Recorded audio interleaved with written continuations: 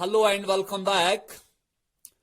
Dear viewers, my today's topic is modal auxiliaries or modals.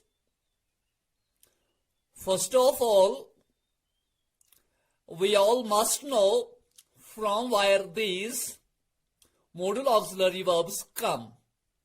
Let's know about them. We know that auxiliary verbs or helping verbs are of two types. First group is called primary auxiliaries and second group is called modal auxiliaries or modals. Primary auxiliaries are three in number. First group is called be verbs. Second group is called do. And third one is have. Be has 7 forms: is, am, are, was, were, been, and being. Let me tell you that is, am, are, these are used in present tense. Was and were are used in past tense. Been is the past participle of be and being is the present participle of be. Do has 3 forms: do itself, did, and does. Have has 3 forms: have itself, has, and had. Have and has are used in present tense and had is used in past tense.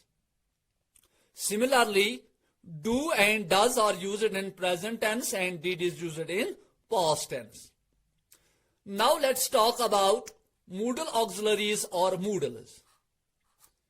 The family of modal auxiliaries comprise of at least 9 verbs. There are some other verbs that sometimes are used as modals.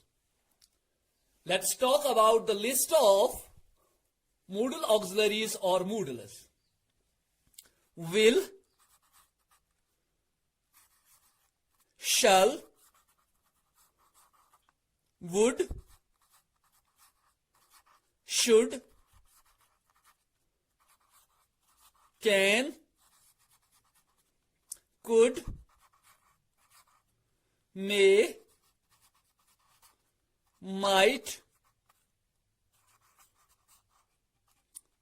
must, ought to, used to. These are modal auxiliary verbs or modals. On your screen is the list of all modal auxiliary verbs. First one is will. For example, Ramesh will come soon. Shall, Sheila shall go there. Would, he would do that. Should, you should help him. Can, he can teach well. Could, you could use my book. May, it may rain tonight. Might, it might rain today. Must, you must do it. Ought to, we ought to follow God. Used to, he used to play hide and seek when he was a little boy.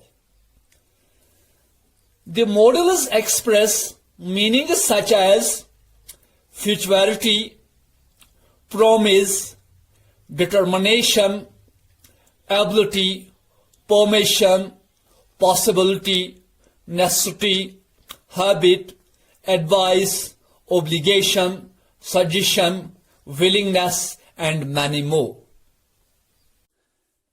Before discussing the use of modal auxiliary verbs, let's try to understand some important points about modal auxiliary verbs. Point number 1 is only base form of a verb can be used after a modal. What does it mean? It means that we cannot use past form, past participle or present participle of a verb just after a modal verb. इसका मतलब है कि modal verb के बाद जो next verb होगी that must be base form of verb. For example, we say I can do it. Here in this sentence, can is modal verb and do is base form of verb. We can never say I can did it. We can't use past form of the verb. Or we say she will come soon. In this sentence, will is modal verb and come is base form of verb. We can never say she will came soon or she will coming soon. So this is first point about modal auxiliary verbs. Now let's talk about second point regarding modal auxiliary verbs. It is a single modal can express several ideas or meanings. What does it mean? इसका मतलब है कि एक single यानी कि एक ही modal verb कभी कभार एक से ज्यादा मीनिंग्स या आइडियाज को जाहिर कर सकता है. For example let's take a single model. For example let's take can. Can को लेते हैं. Can doesn't show only one sense, one meaning और one idea. For example can shows permission.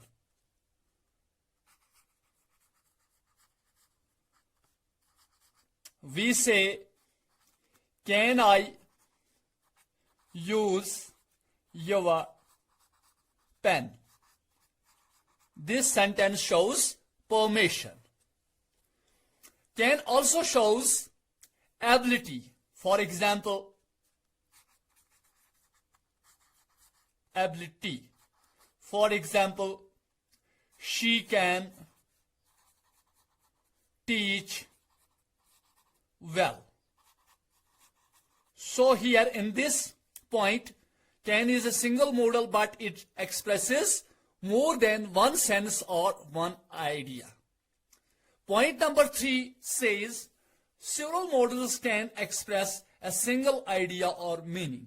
यानी कि एक से ज्यादा modal verbs एक ही sense को या एक ही idea को express कर सकते हैं. For example, May shows permission. May I come in, sir? May shows permission. There is another verb, another modal verb that's can. It also shows permission. For example, can I use your car? Both of these sentences show permission, but in first sentence, may is used and in second sentence, we used can. The difference between may and can in these two sentences is may is more formal than can. Now let's talk about the use of all these modal auxiliaries one by one. Let's first discuss the use of will and shall. Dear students, you all know that both will and shall are used in future tense. As modal verbs, what are the use of will and shall? Let's discuss. Dear students, will shows surety and shall shows probability. What does it mean? यानी कि if you are sure about something, use will. And if you are not sure about something, then we must use shall. So we can say that will shows surety. Use will if you are sure about something, and use shall if you are not sure. For example, you can say, I will do it. You can say, I will do it only if you are sure to do that.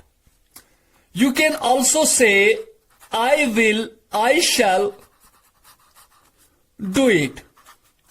But this sentence shows that you are not sure to do it. There is some probability in it. Probability means chance. इम्कान है, लेकिन पूरा इरादा नहीं है. Let's discuss more use of will and shall. Dear students, will shows future. इनके will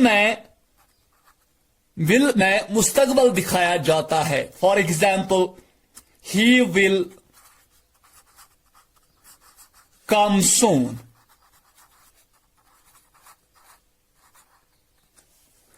He will come soon.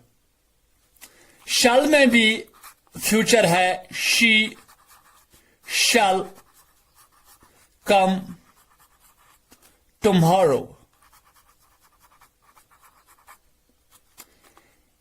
Both of these sentences show future. We can also say she will come next week. इस sentence में आपको थोड़ा confusion हो जाएगा. ये sentence दिखाता है कि ये फ्यूचर है. She will come next week. She shall come tomorrow. क्या फर्क है फिर यहां will और shall में? फर्क यही है कि in this sentence the speaker is sure, but in this sentence the speaker is not sure. Will also shows determination.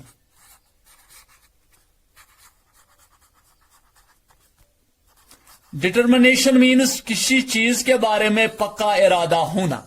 For example, I will finish